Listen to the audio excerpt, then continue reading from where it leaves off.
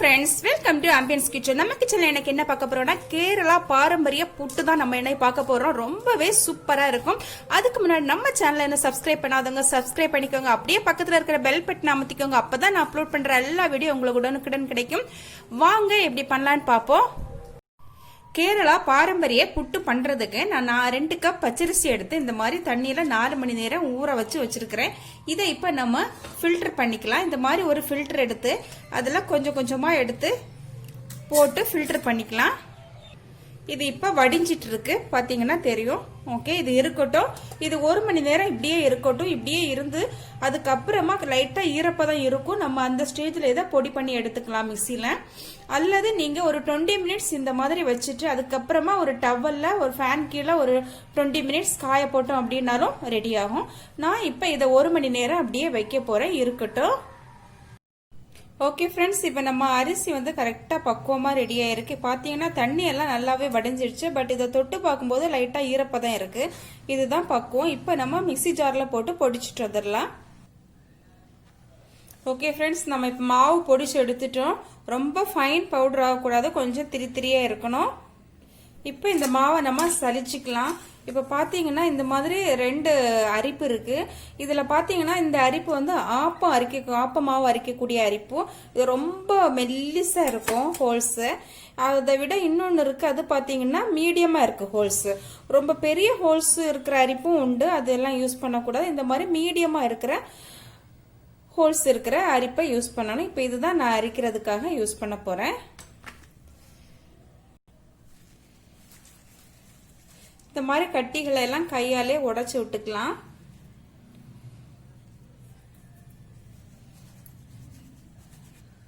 Okay, இந்த மாதிரி வர்ற குருடைய மீண்டும் நம்ம மிக்சி ஜார்ல போட்டு 2 சுத்தி அரிச்சு எடுத்துக்கலாம். இதே போல மீதம் இருக்கிற மாவை அரிச்சு எடுத்துக்கலாம். இப்ப அரிச்சு முடிஞ்சிச்சு. இப்ப பாத்தீங்கன்னா கடைசியா கொஞ்சம் குருணை மிச்சம் வந்துச்சு, இது வேண்டாம். இப்ப பாத்தீங்கன்னா மாவு நல்ல ஈரம், நல்லா அப்படியே ஈரப்பதம் அப்படியே தெரியுது. நல்லா சில்லுன்னு இருக்கு மாவு.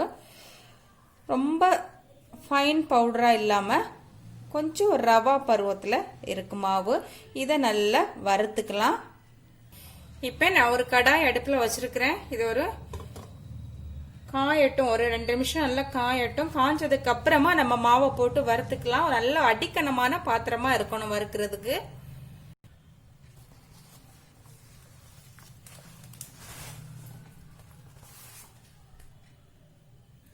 இப்ப பாத்தீங்கன்னா மீடியம் ஃப்ளேம்ல வச்சு இதை ஒரு 10 நிமிஷம் நல்லா வறுத்துக்கணும். கையெடுக்காம இதை கிளறி கொடுத்துட்டே இருக்கணும்.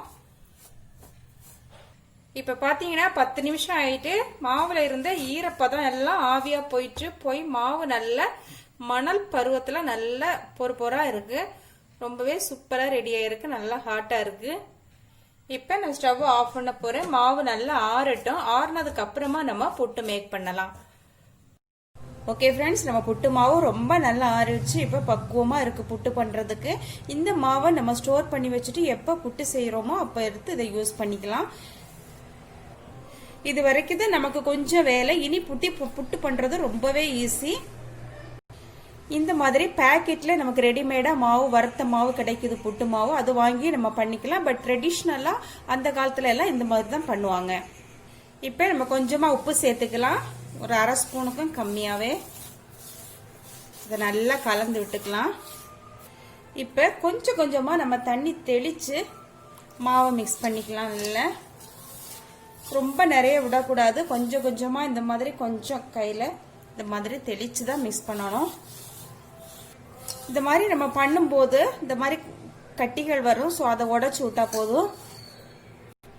ஓகே ஃப்ரெண்ட்ஸ், இப்போ நம்ம புட்டு மாவு ரெடி ஆயிடுச்சு. நல்லா தண்ணி தெளிச்சு மிக்ஸ் பண்ணியாச்சு. இப்போ 4ல இருந்து 5 மினிட்ஸ் வரைக்கும் ஆகும் இது தண்ணி தெளிச்சு இதை மிக்ஸ் பண்றதுக்கு. இடையில வர்ற கட்டியும் உடைச்சு விட்டுட்டு நல்லா கலந்து விட்டுக்கணும். இப்போ பாத்தீங்கன்னா ரெடி ஆயிடுச்சு. எப்படின்னா நம்ம இந்த மாதிரி பிடிச்சோம் அப்படின்னா நல்லா இந்த மாதிரி உருண்டையா வரும். அதை அப்படியே உடைச்சு விட்டோம்னா நல்லா உடைஞ்சு போகும். இதுதான் பக்குவம்.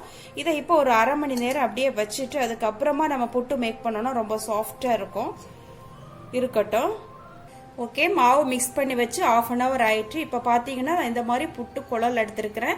இது வந்து பார்த்தீங்கன்னா இது ஓல்டு மாடல், அதனால இதில் வந்து பேஸில் கொஞ்சமாக துணி சுற்றி இருக்கிறேன். இப்போ நியூ மாடல் ஆன்லைனில் கிடைக்குது, சூப்பர் மார்க்கெட்லேயும் கிடைக்குது. அது பார்த்தீங்கன்னா ரொம்ப நல்லா இருக்கும். அது பிடியெல்லாம் வச்சு ரொம்ப க்யூட்டாக இருக்கும். இப்போ இதுக்குள்ளே இந்த சில்லு போட்டுக்கலாம். போட்டுட்டு கொஞ்சமாக தேங்காய் ஃபஸ்ட்டு, அப்புறம் நம்ம அதை கலந்து வச்ச மாவு,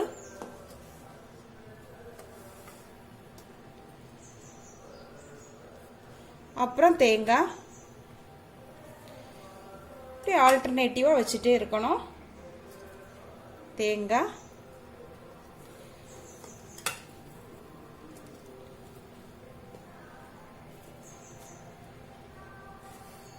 லாஸ்ட்டில் கொஞ்சம் தேங்காய். ஓகே, இதை மூடி வச்சிடலாம். இப்போ புட்டு கூட அடுப்பில் வச்சிருக்கிறேன். இதில் ஒரு 1/2 போர்ஷன் தண்ணி, அரை தண்ணி வச்சு கொதிக்க வைக்கணும். தண்ணி நல்லா ஓரளவு பாயில் ஆயிடுச்சு. இப்போ நான் இதை நம்ம ரெடி பண்ணி வச்ச இந்த புட்டு குழலை இதில் வைக்கிறேன். இப்போ நம்ம புட்டு வெந்துட்டு இருக்கு. இப்போ புட்டுலேருந்து ஆவி வருது, பார்த்தீங்கன்னா தெரியும், ரொம்ப ஹாட்டாக இருக்கு. ஆவி வந்ததுக்கு அப்புறமா நம்ம ஒரு 3 minutes இதை வந்து அப்படியே விடணும். ஆல்ரெடி மாவு நல்லா வறுக்கும் போது வெந்த மாவு தான் இருந்தாலும் ஒரு 3 minutes விட்டோம்னா நல்லா செட் ஆகி வெந்து கிடைக்கும். இருக்கட்டும். ஓகே, இப்போ 3 minutes ஆயிட்டு நான் இதை மெதுவாக வெளியே எடுத்துடுறேன். ஓகே ஃப்ரெண்ட்ஸ், இப்போ நம்ம புட்டு வெளியே தள்ளி விட்டுக்கலாம். எப்படின்னு பார்த்தீங்கன்னா இந்த மாதிரி வச்சுட்டு ஒரு குச்சி அல்லது ஒரு கரண்டியோட பின்னாடி பாகம் வச்சு இந்த மாதிரி நம்ம தள்ளணும் அப்படின்னா இந்த மாதிரி சூப்பராக நமக்கு நல்ல ஷேப்பாக புட்டு கிடைக்கும். நம்ம இடையில தேங்காய் வச்சிருக்கிறதுனால இந்த மாதிரி பார்ட்டிஷனாக நமக்கு எடுத்துக்கலாம்.